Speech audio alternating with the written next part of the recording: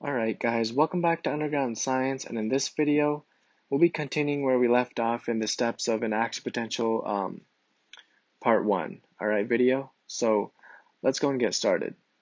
So if you guys remember, we left off right here talking about the graph. So if we do a quick review on it, and by the way, I noticed that I spelled this threshold wrong in all of my videos where I talk about threshold potential. So it's actually not threshold, it's threshold potential. I don't know why I spelled it like that. But anyway, if we do a quick review, we said, so let me go ahead and draw a neuron first, right? A general neuron with its dendrites and cell body. So let me go and draw a general neuron first, real quick, right? Got its dendrites, tree-like branches, and then we have our axon, right? And we have our axon terminal and our synapse. Okay, so we have our general neuron now, and if you want, we can draw some myelin on it, but we won't show the glial cells, right? We'll just draw the myelin itself, just to save time, right? All right, so we have a basic neuron, right? So we said that first, right, on the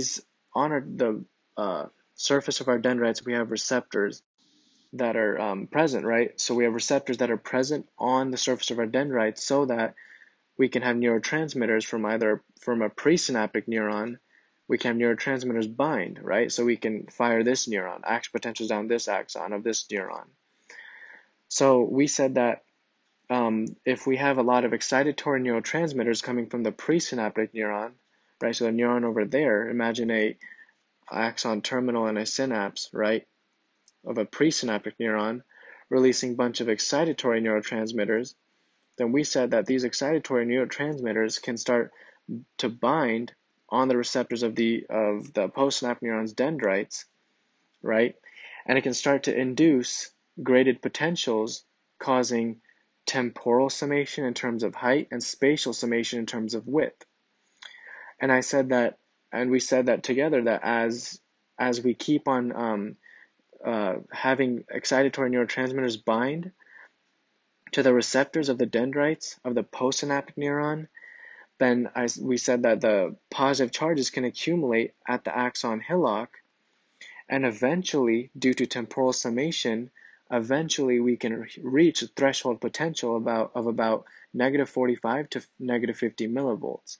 Once we hit that, right, then we said that it's an all or none phenomenon where we're gonna get a sudden depolarization up to +35 millivolts. So just to recap, right, so this part right here, so part A, this part involved the graded potentials, all right? The graded potentials involving the, wait, I spelled that wrong, the graded potentials, I forgot the L, sorry about that. The graded potentials involving the excitatory and inhibitory neurotransmitters, or we can say that because remember, as the excitatory neurotransmitters bind, we also said that we have sodium channels, right? If we zoom in more, we have sodium channels that allow sodium in, right, into our neuron, and this causes the positive depolarizations, the small positive depolarizations that we see. So, and then we hit threshold potential, right? So part A, this part right here, involves sodium influx, right? That's one part. It involves sodium influx into the neuron, and it also involves our temporal summation, all right? So temporal summation until we hit the threshold potential. Then, because due to the sodium influx, due to the positive charges building up, we hit the threshold potential, then we give a fast depolarization, an all or none phenomenon. And this whole part where we increase all the way to +35, this whole section is called a depolarization state of the neuron, where it goes to +35 millivolts, right? Because we go from negative to much more positive, which is called depolarization. So this part from here to here, right, occurred. So let's label this as B. This part occurred because of actually a bunch of voltage-gated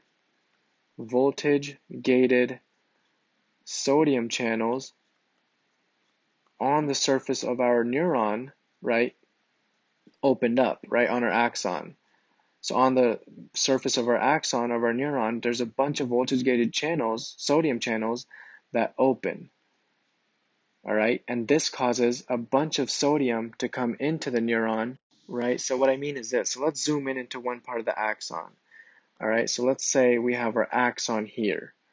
Okay, and it turns out that we have a bunch of sodium or voltage-gated sodium channels present on our axon of our neuron, which once we hit threshold potential, right, at negative 45 to negative 50 millivolts, it caused that particular millivoltage of negative 45 millivolts, right? So let's say the axon hillock is around right here, right? So we have our dendrites, remember? So if we zoomed in version, this is zoomed in on the axon. Let's go write that down. This is zoomed in version on the axon of this neuron, all right, right here. We said, and we also have dendrites, remember, in this vicinity, right? We have a bunch of dendrites in this vicinity, and then we said that we have our cell body also, and then our axon hillock is where the trigger zone happens, where the action potentials are generated. And then so what we said that once the excitatory neurotransmitters bind, we have a bunch of positive charges accumulating in the axon hillock, right, due to the sodium influx. Once we hit negative 45 millivolts, we said that we have a sudden strike of depolarization up to positive 35 because of the voltage-gated sodium channels that open. So the negative 45 millivolts that we reach, right, in the axon hillock is a trigger for these sodium channels to start opening one by one. So then as soon as we reach negative 45 millivolts, this sodium channel will open, a bunch of sodium from the outside of the neuron will start flowing in, right, causing an even more positive millivoltage inside the neuron. So now it's rising even more. And once it starts rising even more, the increased positive charges triggers this sodium channel to open, this voltage-gated sodium channel to open. And again, the increase in even more positive charges inside the neuron triggers this sodium channel to open. So it's like a cascade of sodium channels opening, voltage-gated sodium channels, because it's triggered by a specific millivoltage. All right? So that causes a bunch of positive charge inside our axon, or inside our neuron as a whole, right? So bunch of positive charge, and that's why we go from a negative resting memory potential to we get a little more positive, and then we shoot up all the way to positive 35 millivolts. The reason why we go to such a high positive state is because of all the sodium that comes into the neuron. All right, and so that's why we get to positive 35 millivolts about. Once we reach positive 35 millivolts, what we see is a repolarization state in which we drop all the way back down to our resting membrane potential.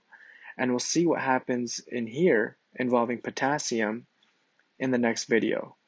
All right, so I hope this video made sense to you guys, and I hope to see you guys in my next video, relating to what happens during the repolarization state inside our axon, all right, involving potassium. So I hope to see you guys there, and make sure to like and subscribe, hit that notification bell, and stay safe. All right, see you guys in the next video.